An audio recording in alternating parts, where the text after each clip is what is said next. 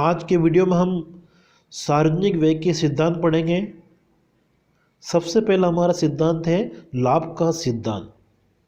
जैसा कि हमने पहले एक वीडियो देखा था, हमने उस वीडियो में अधिकतम सामाजिक लाभ के सिद्धांत के बारे में पढ़ा था।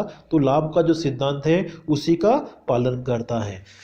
ये जो सिद्धांत है वो कहता है कि सरकार के द्वारा विभिन्न मदों पे जो व्यय किया जा रहा है उसे इस प्रकार से व्यय करना चाहिए कि समाज में लोगों को जो मिलने वाली संतुष्टि है, लोगों को मिलने वाला जो लाभ है वो अधिकतम हो जाए। ठीक है, समाज में सरकार के द्वारा जो भी व्यय किया जा रहा है तो लोगों को मिलने वाला लाभ जहाँ पे अधिकतम हो जाएगा, सामाजिक लाभ अधिकतम होना चाहिए।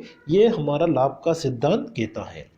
अब सामाजिक लाभ का मतलब किससे होता है कि अर्थव्यवस्था में उत्पादन में वृद्धि होनी चाहिए, आय का स्तर बढ़ना चाहिए। ठीक है, देश के अंदर शांति का माहौल होना चाहिए। यहाँ बाहरी अगर हम बात करते हैं तो बाह्य आक्रमण से देश को सुरक्षा मिलनी चाहिए। और अर्थव्यवस्था में जो आय की विषमता है, आय की जो असमानता है, उसमें कमी आनी चाहिए। ठीक है, जब ये सारी स्थिति हम प्राप्त करते हैं तो उसको हम क्या कहते हैं, सामाजिक लाभ। तो ये जो हमारा सिद्धांत है, लाभ का सिद्धांत क्या कहता है कि सरकार को इस प्रकार से व्यय करना चाहिए कि ये जो हमारे सामाजिक लाभ है वो अधिकतम हो जाए। हमारा ये जो सिद्धांत है वो उपभोक्ता व्यवहार का जो सम सीमांत उपयोगिता नियम है उस पर आधारित है। ठीक है, जैसा कि हम किसी उपभोक्ता के बारे में पढ़ते हैं कि एक उपभोक्ता को अधिकतम संतुष्टि कब प्राप्त होगी, सम सीमांत उपयोगिता नियम का पालन करना चाहिए उसको। ठीक है, मतलब वो विभिन्न वस्तुओं को जो खरीद रहा है तो विभिन्न वस्तुओं की अंतिम इकाई से मिलने वाली सीमांत उपयोगिता बराबर हो जानी चाहिए। तो सेम ऐसा कैसा यहाँ पर भी लाभ का सिद्धांत क्या कहता है कि अधिकतम सामाजिक लाभ की प्राप्ति के लिए सम सीमांत उपयोगिता नियम का पालन करना चाहिए। मतलब सरकार को विभिन्न मदों पर जो व्यय कर रही है उससे मिलने वाला जो लाभ है वो प्रत्येक स्थिति में समान हो जाना चाहिए। ठीक है, अधिक सामाजिक लाभ के लिए ये भी जरूरी है कि सरकार के द्वारा जो व्यय किया जा रहा है तो वो पूरे समाज के ऊपर भी होना चाहिए। ऐसा नहीं हो कि किसी वर्ग विशेष के लिए व्यय कर दिया जाए। तो हमारा ये जो सिद्धांत लाभ का वो सिद्धांत क्या कहता है कि अधिकतम सामाजिक लाभ के लिए सार्वजनिक व्यय किसी वर्ग विशेष के लिए नहीं करना चाहिए, मतलब कि पूरे समाज के लिए व्यय करना चाहिए। ठीक है, सरकार जो व्यय कर रही है वो किसी व्यक्ति विशेष, किसी समाज विशेष को फायदा पहुंचाने के लिए नहीं करना चाहिए। ठीक है, और भारत में अगर हम देखते हैं तो इस सिद्धांत का पालन नहीं होता है। भारत में अगर हम देखते हैं तो सरकार क्या करती है, कोई पिछड़ा वर्ग है जैसे, या तो सरकार उनके लिए क्या करती है, अलग से व्यय कर देती है। तो भारत के संदर्भ में लाभ का जो सिद्धांत है वो क्रियाशील पूर्ण रूप से नहीं होता है। दूसरा हमारा है मितव्ययिता का सिद्धांत।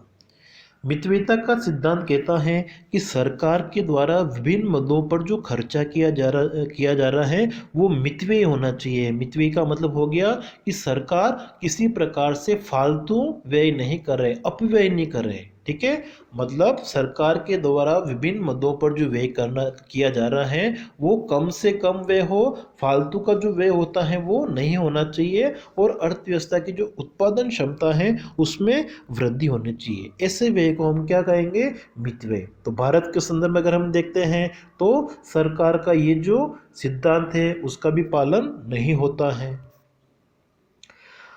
अब हम देखते हैं कि ये जो सिद्धांत है वो क्या कहता है कि विभिन्न मदों पर जो व्यय किया जा रहा है तो उन मदों पर जो किया जा रहा है वह उसका दोहरीकरण नहीं होना चाहिए। मतलब एक ही मद के ऊपर एक से अधिक बार सरकार व्यय कर दें और कुछ मदों को छोड़ दें, तो ऐसी स्थिति नहीं होनी चाहिए। नहीं तो क्या होगा, अर्थव्यवस्था की जो उत्पादन क्षमता है उस पर बुरा प्रभाव पड़ेगा। तो मितव्ययिता का सिद्धांत कहता है कि सरकार के द्वारा जो व्यय किया जा रहा है उससे अर्थव्यवस्था में उत्पादन क्षमता में वृद्धि होनी चाहिए, उद्योग जो हैं उनको प्रोत्साहन मिलना चाहिए, उत्पादन क्षमता पर बुरा प्रभाव नहीं पड़े।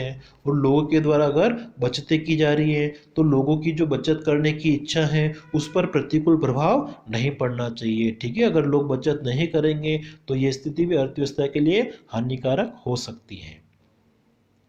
तीसरा सिद्धांत हमारा है स्वीकृति का सिद्धांत। अब देखिए स्वीकृति का सिद्धांत क्या कहता है कि अर्थव्यवस्था में सरकार के द्वारा जो राशि व्यय की जाती है तो उस राशि को व्यय करने से पहले संबंधित अधिकारी जो भी है उससे स्वीकृति लेनी चाहिए। भारत के संदर्भ में अगर हम देखते हैं तो भारत एक तरह से प्रजातांत्रिक सरकार है, लोकतांत्रिक सरकार है, और उसमें जो बजट है, जो राशि व्यय की जानी है, उसको संसद के माध्यम से पारित किया जाता है और उसी के बाद में व्यय किया जाता है। इसका मतलब भारत में जो स्वीकृति का सिद्धांत है वो लागू होता है। क्या कहता है सिद्धांत? ये कि सरकार के द्वारा विभिन्न मदों पर जो व्यय किया जा रहा है उस राशि को व्यय करने से पहले संबंधित अधिकारी या जो भी देश में स्थिति है, ठीक है, जो भी संस्था होती है उसके माध्यम से पारित करना चाहिए। और दूसरी बात इसमें एक है कि ये कहता है कि ऋण जिस कार्य के लिए या जो भी कार्य के लिए धन की प्राप्ति हुई है उन्हीं कार्यों में सरकार को व्यय करना चाहिए। ठीक है, सरकार ने अगर ऋण प्राप्त किए हैं तो ऋणों के माध्यम से जो भी राशि प्राप्त हुई है तो जिस कार्य के लिए प्राप्त की है उसी कार्य पर सरकार को व्यय करना चाहिए। और सरकार के द्वारा जो भी व्यय किया जा रहा है तो उसका समय समय पर अंकेक्षण होना चाहिए। ठीक है, समय समय पर उसकी जांच भी होनी चाहिए। तो ये हमारा जो सिद्धांत है वो है स्वीकृति का सिद्धांत। चौथा सिद्धांत हमारा है लोच का सिद्धांत। अब लोच का सिद्धांत क्या कहता है कि सरकार के द्वारा जो व्यय किया जा रहा है जिसे हम कहते हैं सार्वजनिक व्यय, तो सार्वजनिक व्यय में लोच का गुण भी विद्यमान होना चाहिए। ठीक है, लोच के गुण का मतलब हो गया कि सरकार अपना जो व्यय है उसमें आवश्यकता अनुसार परिवर्तन कर सके, आवश्यकता पड़ने पर उसको बढ़ा सके या आवश्यकता पड़ने पर कम कर सके, तो ऐसा गुण भी होना चाहिए। ठीक है, जैसे हम देखते हैं कि संकट के समय सरकार के पास में धन का अभाव होता है तो इस स्थिति में सरकारी जो व्यय है उसमें कमी कर दी जाए।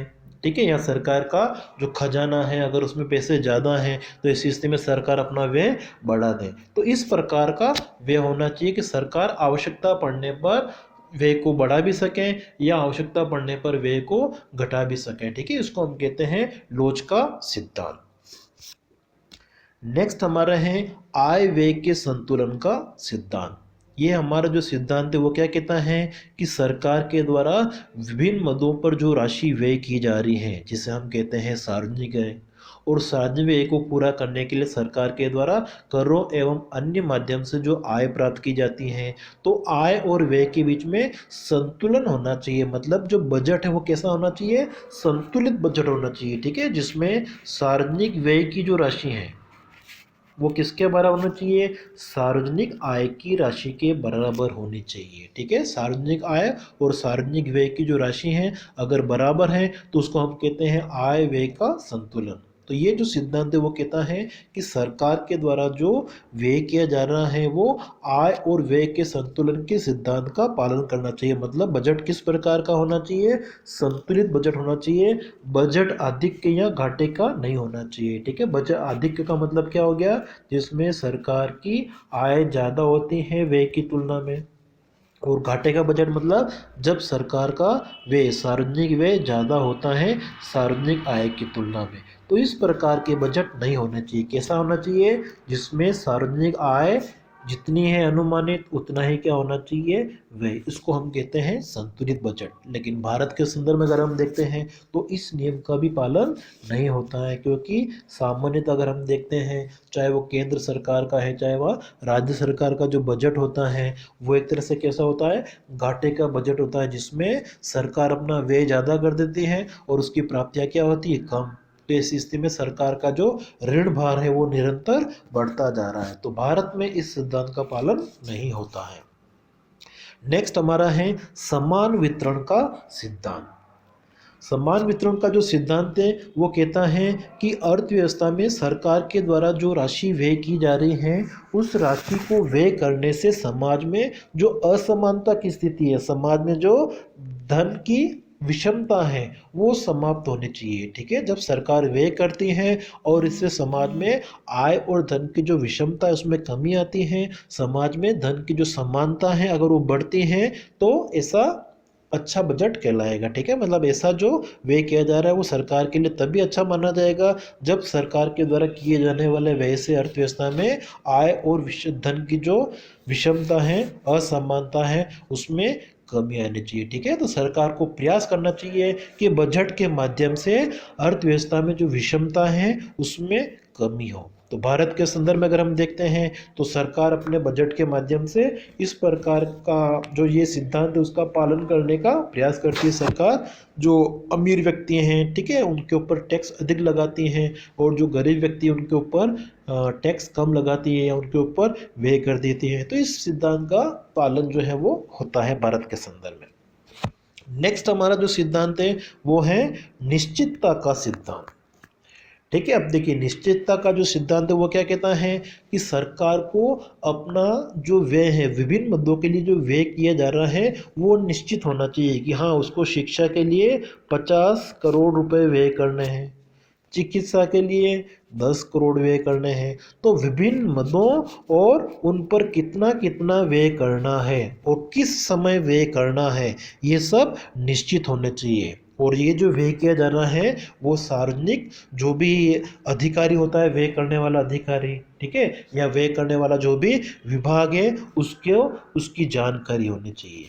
ठीक है, ये सिद्धांत क्या कहता है कि विभिन्न मदों पर कितनी राशि व्यय करनी है, किस समय व्यय करनी है और व्यय करने वाला जो विभाग है, संस्था है, उसको इसके बारे में जानकारी होनी चाहिए। ठीक है, अगर लोगों को जो अधिकारी अगर उसको जानकारी नहीं होगी तो इस स्थिति में अपव्यय हो सकता है। ठीक है, सार्वजनिक व्यय का अपव्यय हो सकता है या जितनी राशि व्यय की जानी है उससे अधिक भी व्यय हो सकता है। तो ये हमारा है निश्चितता का सिद्धांत।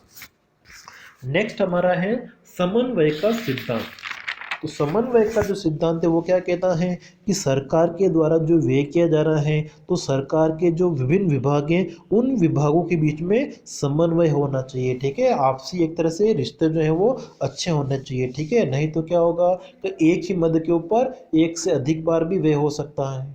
ठीक है, तो व्यय की जो पुनरावृत्ति है, दोहरीकरण है, वो नहीं होगा अगर विभिन्न विभागों के बीच में अच्छा सा समन्वय बना हुआ है। ठीक है, विभिन्न विभागों के बीच में तालमेल कैसा होना चाहिए, अच्छा होना चाहिए। ठीक है, जिससे दोहरीकरण या पुनरावृत्ति नहीं होगी सार्वजनिक व्यय की। ठीक है, और इससे सरकार की जो धनराशि है जो व्यय किया जा रहा है उसका अपव्यय भी नहीं होगा। ठीक है, दुरुपयोग भी नहीं होगा। ये हमारा है समन्वय का सिद्धांत।